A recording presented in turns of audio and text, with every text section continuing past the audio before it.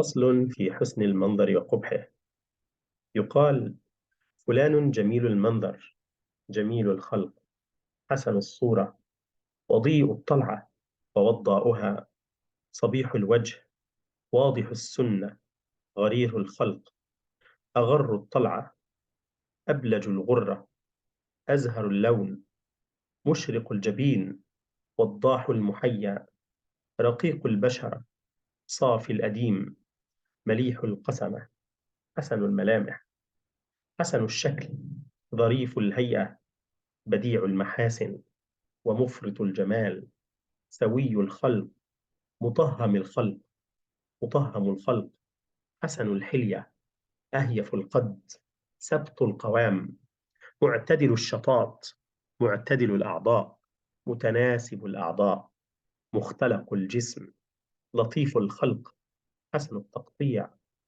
وقد أفرغ في قالب الجمال، ووسم بميسم الحسن، وتسربل بالملاحة، وارتدى بالظرف، وترقرق في وجهه ماء الجمال، ولاحت عليه ديباجة الحسن. وإنه لقسيم ووسيم، وإنه لقسيم وسيم، وإنه لقسيم الوجه ومقسم الوجه، ذو حسن بارع، وجمال رائع، ورونق معجب، وبهاء مؤنق، وهو من ذوي الهيئات، ومن أهل الرواء، وإن له رواء باهرا، وجهارة رائعة، وشارة حسنة، وبزة لطيفة، وهيئة جميلة. وقد رأيت له نضرة وزهرة وأنقى ورونقا وقسامة ووسامة وصباحة وملاحة ووضاءة وطراءة وغضاضة وبضاضة وروعة وبهجة. وفلان شاب طرير غيساني وغساني، وإنه لرجل مقذذ، وهو الحسن النظيف الثوب يشبه بعضه بعضا. وبنو فلان شباب روقة، غر المعارف، بيض المسافر، حسان الحبر والسبر، كأنهم اللؤلؤ المكنون، يملكون الطرف ويملؤون العين حسنا. وتقول: امرأة فتانة المحاسن، بارعة الشكل، حسنة الأعضاء، مليحة المعارف، لطيفة التكوين، جميلة المجرد، حسنة المحاسر، بضة القشر، واضحة اللبات، رفافة البشرة، لبنة المعاطف، ممشوقة القد،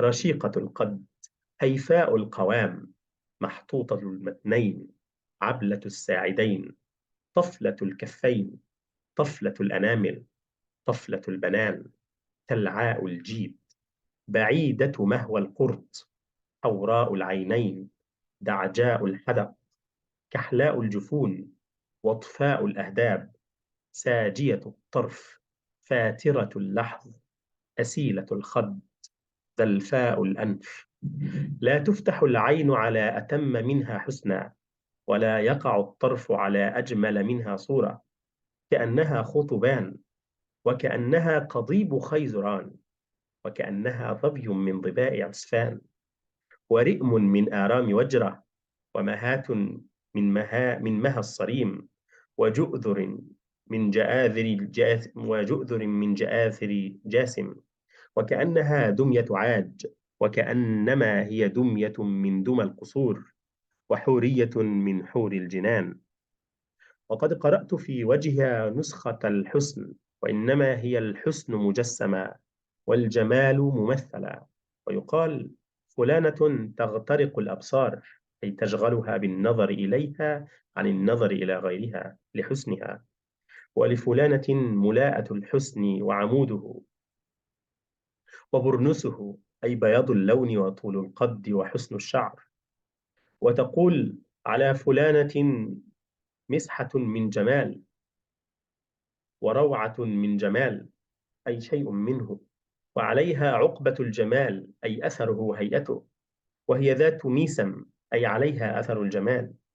إنها لحسنة شآبيب الوجه، وهي أول ما يظهر من حسنها لعين الناظر إليها. ويقال في ضد ذلك: هو قبيح المنظر، بشع المنظر، فظيع المنظر، قبيح الصورة، دميم الخلقة، شنيع المرآة، مسيخ، مشوه، مشوه الخلق، متخاذل الخلق، متفاوت الخلق، متخاذل الأعضاء، جهم الوجه، شتيم المحيا، كريه الطلعة، كريه الشخص، سيء المنظر، سمج المنظر، قبيح الهيئة، قبيح الشكل، قبيح الملامح، كريه المتوسم، منكر الطلعة، جافي الخلقة.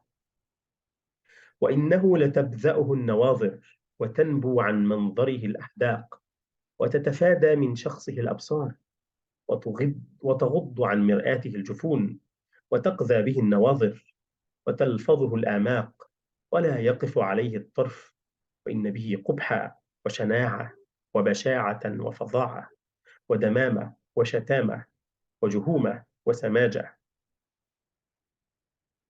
وهو أقبح خلق الله صورة، وأقبح من الجاحظ، وأقبح من القرد، وأقبح من ابن أبي زنة وهي كنية القرد، وإنما هو صورة العيوب ومثال المساوئ ومجتمع المقابح، وما هو إلا هولة من الهول، وذلك إذا تناهى في القبح والهولة ما يفزع به الصبي.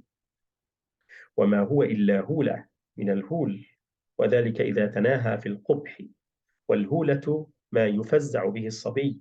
ويقال إن فلانا لمشنأ بفتح الميم أي قبيح، وإن كان محببا يستوي فيه الواحد وغيره مذكرا ومؤنثا.